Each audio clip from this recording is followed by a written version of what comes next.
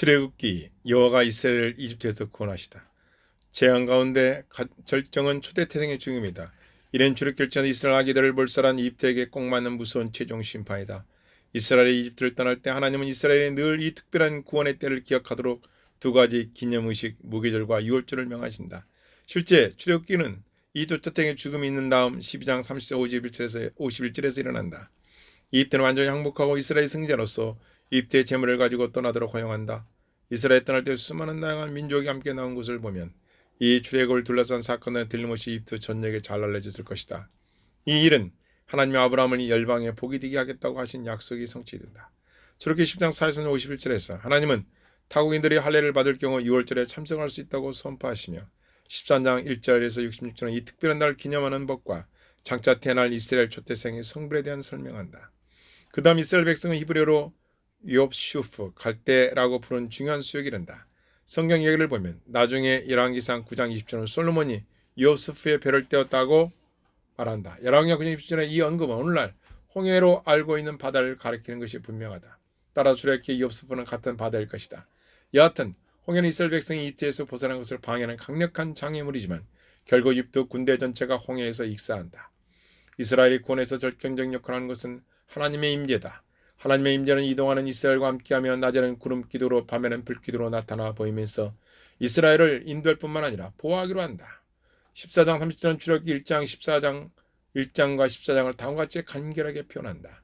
이스라엘이 여호와께서 이집트 사람들에게 행하신 그 큰 능력을 보았으므로 백성이 여호와를 경외하며 여호와가 그의 종 모세를 믿었더라. 출애굽기 15장은 승리를 축하하는 노래로 출애굽기 이야기의 전반부를 마친다. 먼저 모세와 이스라엘 백성의 노래를 부르고 이어서 모세의 누이 미리암과 여인들이 비슷한 노래를 부른다. 시내산 언약체결. 놀라운 권능을 발휘하여 이스라엘 구원하신 하나님이 이제 하나님의 백성을 시내산으로 인도하셔서 언약을 맺으신다. 그러나 도중에 이스라엘은 얼마 못 가서 믿음을 잃고 물, 음식, 다시 물에 대한 모세에게 원망과 불평을 쏟아낸다. 하나님 매번 이스라엘의 요구를 들어주신다. 그럼에도 실제에서 이스라엘은 여호와께서 우리 중에 계신가 안 계신가 의심한다. 하나님은 10장 8절 16절에서 아말렉에게 승리하게 하심으로 거기에 답하신다. 출애굽기 28장에서 모세의 장인이 모세를 방문함으로써 이스라엘의 불평이라는 부정적인 흐름을 중단시키고 모세가 리더십의 짐을 좀 더 덜 수 있도록 믿을 만한 재판제도를 마련한다고 훌륭한 조언을 한다. 시내산 계시. 출애굽기 3장의 불붙는 떨기나 사건에서 하나님은 이스라엘 백성을 이집트에서 구원한 다음 곧바로 그 장소로 데려와 하나님을 예배하게 할 것이라고 모세에게 말씀하신다. 이제 이스라엘이 시내에 도착하자 하나님은 모세가 출애굽기 3장의 불붙는 떨기나 겪었던 것과 비슷한 일을 이스라엘이 경험하게 하신다. 출애굽기 3장에서는 하나님은 모세 한 사람에게 말씀하셨지만 출애굽기 19장에서는 이스라엘 백성 모두에게 말씀하신다. 출애굽기 3장에서 불이 떨기나 한 그램은 집중되지만 출애굽기 10장에는 산 자체가 불타고 있다. 두 경우 모두 땅이 거룩하다고 선포되는데 이는 하나님의 임재 때문이다. 이런 요소의 강제한 요점은 무엇인가? 모세에게 특별한 사명을 맡기던 것처럼 하나님 이제 이스라엘 민족 전체가 제사장 나라와 거룩한 백성이라고 선포하신다. 참으로 이스라엘 제사장 대우를 받는다. 즉 신의 산이 성전처럼 되어 이스라엘 백성이 제사장처럼 자신을 성별한 다음 하나님을 만나는 일은 보통 제사장에만 해당되는 일이다. 10계명 2장 1절부터 21절. 하나님은 이스라엘을 이집트의 노예 상태에 적극적으로 구원하여 신의 산에 데려가시지만 거기서 무서운 우려와 번개, 연기불 가운데 하나님의 영광과 거룩이 이스라엘에게 나타난다. 또한 하나님은 이스라엘 민족 전체가 하나님에게 제사장처럼 될 것이라고 선포하신다. 이런 상황에서 하나님은 이제 이스라엘 백성과 특별한 언약 관계를 맺으시는데 하나님과 이런 관계에 있게 되었으므로 이제 이스라엘은 하나님의 특별한 백성으로서 어떻게 살아야 할지를 알아야 한다. 출애굽기 20장 24장에 하나님은 이 새로운 언약 관계를 명시하는 규정 이스라엘에게 주신다. 이 언약의 핵심이 십계명으로 십계명 이스라엘 백성이 지금 하나님과 맺은 새로운 관계의 본질과 정수를 보여준다. 십계명은 관계와 신실함에 초점을 맞추고 있다. 처음 네 계명은 이스라엘 백성과 하나님 관계를 규정한다. 우상숭배는 엄격히 금지되며 이스라엘은 오직 여호와만 섬겨야 한다. 처음 네 계명은 다른 신을 섬기지 말라. 하나님이나 다른 신의 형상을 만들지 말라. 여호와 이름을 망령되게 부르지 말라. 안식일을 지키라는 것이다. 다음 6계명은 가족 및 더 확대되는 공동체 안에서 맺는 다른 사람과의 관계를 규정한다. 가족 및 공동체에 중점을 둔 이 6계명은 부모를 공경하라, 살인하지 말라, 간음하지 말라, 독질하지 말라, 거짓증가하지 말라, 탐내지 말라는 것이다. 언약서.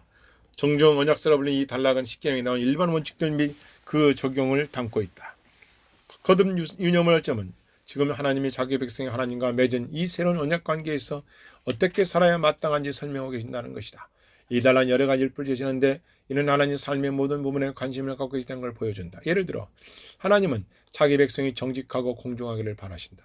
하나님은 이스라엘 백성에게 타인의 행복, 특별히 나그네와 고아와 과부의 행복을 책임질 의무를 지우신다. 또한 이 단락에는 세 가지 연례절기에 대한 지침이 들어있다. 무교절, 맥주절, 수장절. 이 절기들은 이스라엘 하나님을 예배하고 하나님 관계를 기념하는 중요한 기회였다. 언약 비전. 출애굽기 14장에서는 19장 20장에서 기술하는 이 새로운 언약 관계를 비준한다. 여기서는 언약의 조항을 백성에 두 차례 반복하여 들려주고 백성은 이 조항에 순종하겠다고 두 차례 동의한다. 그 다음 모세는 피를 백성의 뿌림으로 언약을 공시 발효시키면서 이는 언약의 핀이라고 선포한다. 나중에 예수님이 이 새 언약을 시작할 때 이와 비슷한 말씀을 하신다. 이어서 이스라엘 장로들은 하나님 앞에서 함께 음식을 먹는다. 이는 이스라엘 하나님과 맺은 친밀한 관계를 나타내 보이며 또한 선지자 기술하고 신약에서는 자주 암시들은 미래의 메시아 잔치를 예표한다. 내가 너희 가운데 거하리라. 성막과 하나님의 임재. 하나님과 이스라엘 백성 사이에 맺은 언약 관계의 중심에는 세 문자로 뒤진 공식 표현이 있다. 즉 나는 너희 하나님이 되리라. 너는 내 백성이 되리라.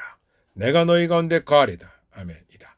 이 새로운 관계에서 가장 중요한 요소는 하나님이 실제로 이스라엘 백성 가운데 거하기 위해 오신다는 것이다. 만일 거룩하고 두려우시 하나님 백성 가운데 거하러 오신다면 적절한 처소가 필요하다. 즉 이스라엘 백성이 하나님의 거룩한 임재 능력 때문에 숨을 나가지 않고도 하나님을 예배하는 복된 장소가 필요할 것이다. 따라서 출애굽기 25장 4절 주로 하나님의 거처인 성막의 설계와 건축에 초점을 맞춘다. 출애굽기 3분의 1 이상이 성막에 대한 설명이 할애되는데 이는 자기 백성과 함께 거하시는 하나님의 임재라는 주제가 대단히 중요함을 보여준다.